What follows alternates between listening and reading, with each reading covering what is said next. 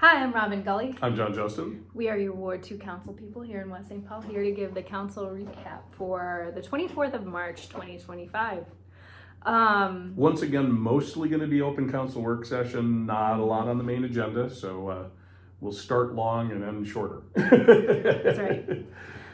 So we kicked off open council work session at 5 today with a conversation about 424 Butler.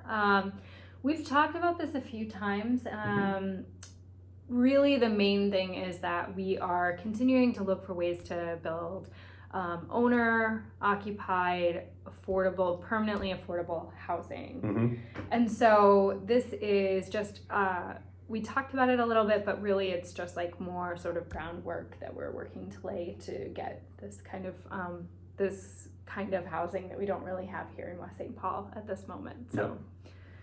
Yeah, and so we're going to put a little bit of city money behind basically doing the prep work. We already own the site, and it looks good. We need to do geotechnical. There's a couple things that are things you do to get it basically shovel ready for a developer, and we want to try to move forward quickly with it. Idea would be to have 12 to 16 owner-occupied affordable townhomes, probably in a land trust thing. You might remember we talked with Rondo Land Trust, so if you want to look back into kind of the concept, this may or may not, may involve Rondo, it may involve the city, it may involve a lot of things, but just trying to move forward with that project and build some of that housing that's very much needed, which leads directly into the next thing we talked about. And I'll soapbox this one for a little while. There are a bunch of housing bills potentially coming through the House and Senate at the state. And we took a really good look at that, and I'll just be blunt on my opinion. I think they're not great. They are basically a lot of things that take away the ability of cities to determine a lot of how they plan residential development, almost every bit of planning of residential development. And as everybody watching this probably knows, we've done a lot of our share of building housing, both affordable and market rate and all this other stuff. The numbers don't lie. We've got them all very documented. And this appears to be sort of legislation that, because there are some people out there that have not done their part or have actively tried, I'm not going to name any names, actively tried not to build housing. Any multifamily housing. Or any expansion in housing or anything like that, draconian zoning rules, all this other stuff. This is sort of a huge overreach in a lot of ways that just basically strips every Minnesota city from having control of any control of residential housing, pretty much. There are anything below 300 units, and let me tell you, 300 units is humongous. We were speculating, I think we have 2 apartment complexes in West St. Paul that have more than 300 maybe. units. Maybe. And so I'm going to encourage everybody. It's in the agenda. I would take a look. I did a pretty full-throated rant about it, both in the open council work session, but also in the meeting. I'd really encourage you to take a look at it. I don't think it's a pro-housing, anti-housing. I think it's just a general residential thing. I don't think any of you, no matter where you stand on whether you think we need more housing, don't need more housing, we've done things right, we've done things wrong. No matter where you land on that, and I'm not going to tell you, we all have our own opinions. No matter where you land, most of you are not going to like the results of this. And I'll bring up at least a couple little pieces of that. There are some very negative environmental impacts. So if you are somebody that is in general in favor of a more progressive sort of approach to things, impervious surface control, which is a huge thing about water runoff and clean water, gets just rent asunder by some of the provisions in this. Any kind of environmental regulations. And us asking developers to do any environmental or sustainable approach to building, we would be prohibited to talk about energy efficiency. The vast majority of projects that came forward would never even have a public hearing. They would never come in front of us. And so you would never get a chance to speak about it at all. We may not even get a chance to see it. It would just be, it fits in these lines, and so it's done. So I'm going to really encourage people. I know that reaching out to your representatives is something that takes effort and work.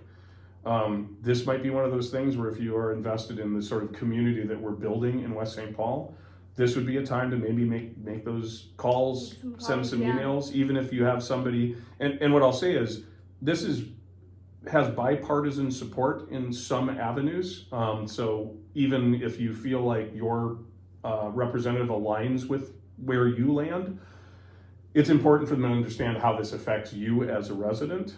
Whether they're on your side, not on your side, it still might be something where, from a 10,000 view, I get it. We have a housing crisis. Nobody's going to argue that. Housing is more expensive than it should be for so many people. There isn't sufficient housing for everybody. And I get that that is a statewide issue. It's a national issue. The problem is trying to fix it on a statewide level and putting the same rules in place for West St. Paul as Welch, Minnesota, where I grew up, or Fridley, or Minneapolis, or Duluth. We all have our own things. We're a fully developed 5 square mile city. We don't have expansion outwards, and so it's all redevelopment. And so the rules that make us thrive and make us move forward with additional housing done the right way, in a way that is good for the people moving into it, is good for the people that are living where it's going to go.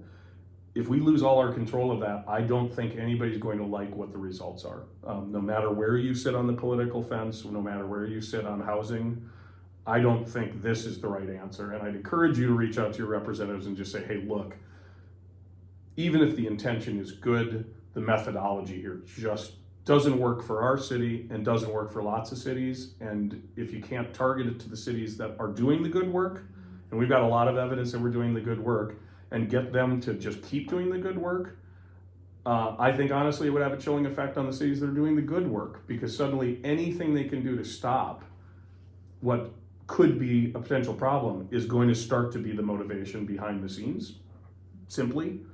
And that means that you're going to derail the good things that are happening while encouraging people that haven't been doing the good work, and they're going to be dragged kicking and screaming into doing the good work. We all know that. So I just do not see any upside to literally any part of this bill that I saw. And so I'm just going to, and ask from me, and ask from the council, and ask from, I think, the city as a whole, take a look at it. If you disagree, that's fine. If you want to talk to either of us or anybody on the council and get more into the weeds and more detail, I will offer myself up. I'm sure everybody else will. Same. Happy to have those conversations. If you're like, well, why doesn't this work? I'd love to talk to you about why it doesn't work, and I'm going to listen respectfully to your opinions, and we can leave disagreeing. But I'm telling you, I don't think it's easy to miss these things and suddenly they go into law, and then we spend 10 years undoing the damage that's been done. This is one of those 10-year damage sort of situations, I think. So anyway, there we go. I feel strongly about it, you might notice. So anyway, that wasn't the fun part of the open council work session. The next one's more fun. The next one is really cool. We talked about this a few weeks ago. We had more people than we were able to place on committees and commissions who wanted to get involved and be part of the city, which was really exciting. It's one of the first times that I have ever seen that happen. And because of that, we're able to think about how else could we use people who want to get involved with the city. And one of the things that we've talked about since before I even came to the council is public art. It's a really big priority for our council and something that we have been considering how to approach for a long time. And so we had a proposal today in the open council work session to create an independent arts committee or commission. And it would effectively be, it would work with the council, but it would be somewhat removed from the council and have a lot of autonomy to make recommendations for public art. And so I think that the intention is, I don't know if we talked about a time, well, yeah, I think the intention would be to roll this out pretty quickly and to ask people to apply. I do want to say we had a ton of people who applied for committees and commissions last time who were highly qualified. We would really like for the same folks to apply for this if you think it's something that you could contribute to. We did discuss the possibility of just starting with those folks and asking if they wanted to be on this Independent Arts Commission. We decided against just sort of going with the people who had already applied because this feels so specialized and it feels like something that we kind of wanted people to let us know that they were uniquely interested in. Yep. And because it's somewhat independent of the council, we want folks who can really commit themselves to it. Yeah, it's going to be not all our commissions take a lot of work, but because this is sort of autonomous, it's really going to be a kind of a self-directed commission, which does take more effort. It's not going to be the usual thing where staff puts together this bing of things that you're going to discuss and then you work on those things. It would be a commission that would be creating kind of their own agendas, their own bylaws. We obviously would set up the initial structure and the policy parameters and whatever. And if you're wondering, well, why doesn't the council just go ahead and decide on all of this?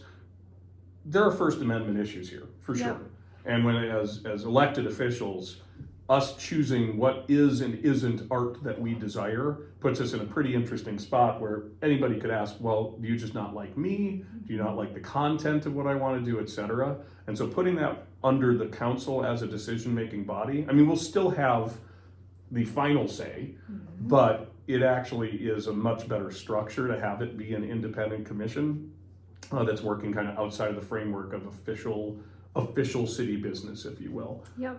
So I would look, if you find this interesting, watch the social media, et cetera, or reach out to staff. We will be opening up applications because I think it's important. I used myself as an example. I love art. Nobody wants me on a commission like this. I can't draw a stick figure. I should not be the one determining what moves forward and what doesn't, because I don't have that skill set. Even though I'm involved in music, that doesn't mean the same thing. If we have a concert board, maybe I'll apply to that after I get not here.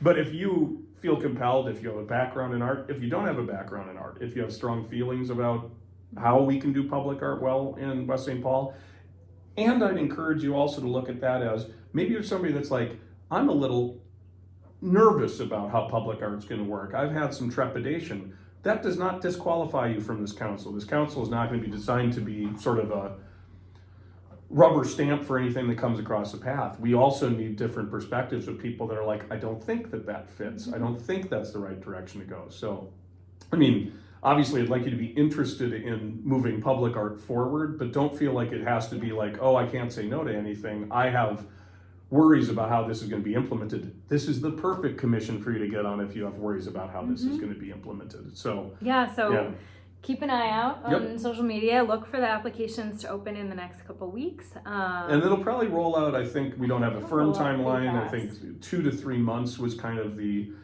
open application process. So it's not going to be we're going to do this next spring like we normally do with a lot of the commission things, because we do want to get this rolling and get it started. So don't wait forever. And also for the people that applied that we're talking about, that we were hoping to find a commission for you, don't feel compelled if you're like, I really was very interested in environmental and public art, not really my thing. We're not going to be bummed out if you think you're all wonderful. We're not going to be bummed out if you're like, this is not my wheelhouse. That's totally fine. So but no pressure, but we'd love. But if you think it is, then get on in there. Exactly. So, okay. And then we got into the regular council agenda, and actually there's really only one thing under general business, but we did want to mention some of the community comments that came up. Yep. So first of all, thanks to Mike, who let us came up to talk about the fact that the Wentworth Library is going to be closing. I think they're going to be closing for a year. I think it's a year. Yep. There will be some way they're working on, I did not read into it, there will still be a way to get books and things like that. They're going to have a temporary location on the second floor of the Northern Service Center. That's right. So you will still be able to order books the same way you do right now, request them from other libraries. So we're not taking the library, we're not doing it at all. No, it's actually Dakota County. And then there was a question about, well, how is this going to impact our taxes? This is money that's been allocated by the county. So number one, the county taxes what's doing this. West St. Paul does not actually have any budgetary aspect with the library. And I believe it's already money that's been earmarked for the budget already. So it's not like your taxes are going to go up because of this library being done. You're probably sitting where you're at. One other thing that Mike brought up, and I know that he would want me to bring this up, and it's just a general cautionary tale to everybody out there. I'm sure you have gotten texts from Easy Pass wants money from you because you violated a toll. Now, a lot of us probably go, I haven't been anywhere where there's been a toll, so this is obviously fraudulent. But sometimes people that just are not that versed in this stuff, it's scary, you know, and so just he wanted us to bring up like, hey, if you're getting these texts, we all are, I can show you them on my phone. Yeah. Please don't fall for it. Please don't get suckered into this. It is another scam that is blowing up like wildfire. It's crazy. So if you get something about, hey, you owe money to Easy Pass, it's fraudulent. You Don't respond. Don't do respond. anything. Don't respond. Yeah. Don't click on any links. Just Delete the delete text. it, block the walk on. number, Yeah, exactly. yeah. So, but he wanted to make sure that that was brought out to the public at large. Agree. Okay, the other things we have posted a lot of the events for Explore West St. Paul Days on our social media just today. So if you haven't had a chance, go check it out. It's June 7th through 9th, I believe, and there's just a ton of stuff going on every year. It gets cooler and more interesting. Some good concerts, fireworks, a medallion hunt, among other things. Parade. Yep. We'll get enough candy this year, right? Yes. Okay. This Friday, since it's spring break in ISD 197, there's open dome all pretty much the whole day. I think it's from like 9 to 3.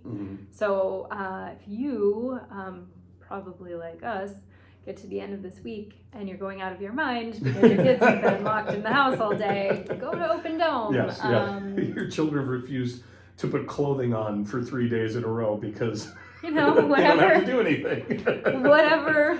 Not saying that from experience or anything, but I'm saying that from experience.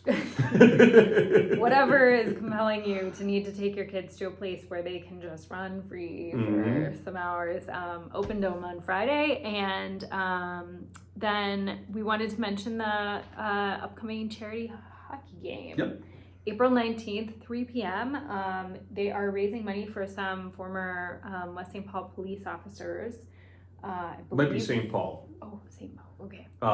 It's one officer that unfortunately lost their life. It's money for the family of that officer.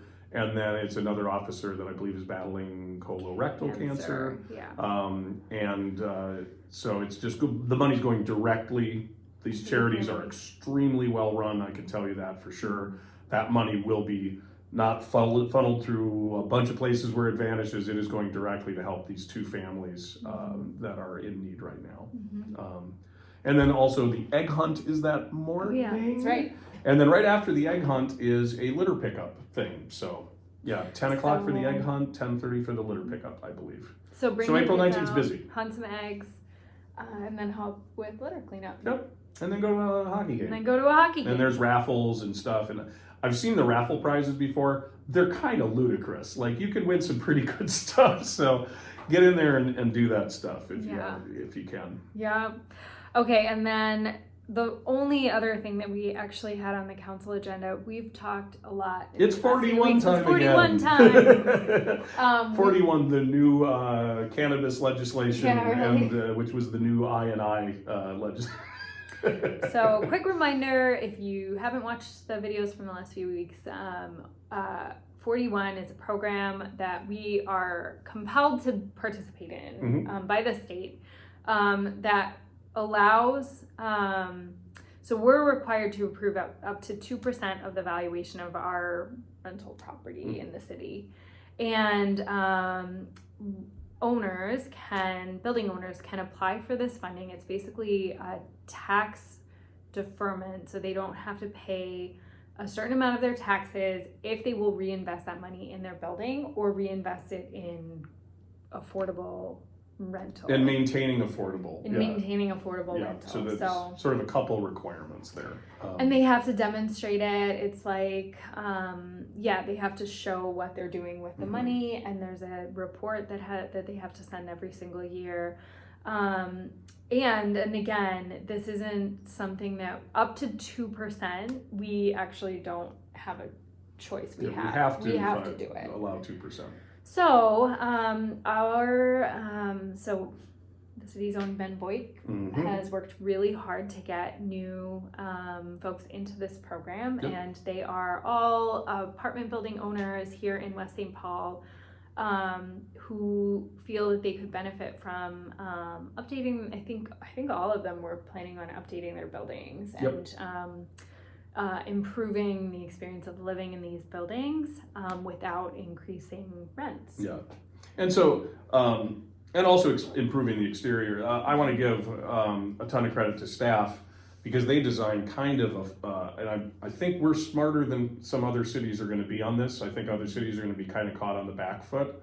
Our staff went out and made a framework of what do we want to, how does this use this as well as we can for West St. Paul. Mm-hmm. And so it's prioritized existing builds and it's prioritized in order security, exterior improvements, things like that. So the whole idea of this is that this money will go into improving, like you said, the experience of the residents of those buildings, also the experience of the people that are around those buildings, because what you're going to see is this money is going to have to be spent on improvements. Mm-hmm. So you're going to see better facades, tree plantings, things that are actually better security in the buildings, yep. which makes everyone safer. Yep, exactly. So I think targeting this the way that staff figured out how to target it, they're going to get all the credit. They've asked us for basically our blessing, but the design of this whole thing really came from staff work. I think it's fantastic. Really hard, yeah. And I think that it's actually something that when we first heard about this program, I think there were some misgivings because it seemed like, we're reducing our